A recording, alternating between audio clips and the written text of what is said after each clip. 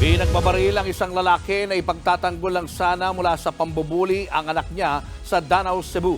Git naman ang suspect, self-defense daw ang nangyari. Nasa frontline ng balitang yan si John Aroa. Wala ng buhay nang dumating sa ospital ang 37 anyos sa si Noel Hermoso. Tadtad siya ng bala sa katawan matapos pagbabarilin sa barangay Baliang sa Danau City, Cebu. Ang suspect, ang lalaking nambuli sa 15 anyos niyang anak. Sa investigasyon ng mga pulis, pumunta sa fiesta ang minor de edad na anak na si Archie kasama ang kanyang mga kaibigan.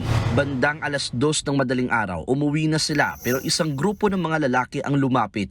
Isa sa kanila biglang sinakal si Archie. Ginanito niya ako, sinakal. Sabi niya, ikaw ang nakasira sa motor. Sabi ko, hindi ya.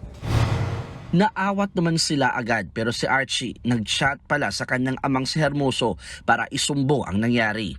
Agad dumating ang ama at kinumpronta ang mga lalaking nambuli sa anak hanggang sa bigla na lang umanong bumunot ang baril ang isa sa kanila at pinagbabaril si Hermoso.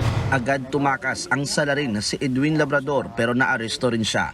Giit niya, self-defense lang ang ginawa niya dahil sinuntok daw siya ni Hermoso. Inabangan kasi niya ako paglabas. Sinuntok niya ako dito. May dala-dala akong baril. Kaya binaril ko na. Ang sakit kasi.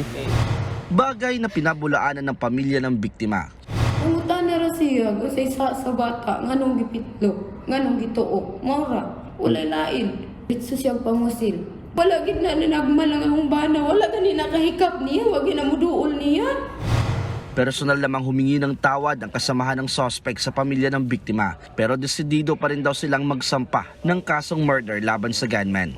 Nagbabalita mula sa frontline, John Aroa, News 5. Mga kapatid, Julius Babaw po. Iba na ang may alam at may pakialam sa panahon ngayon.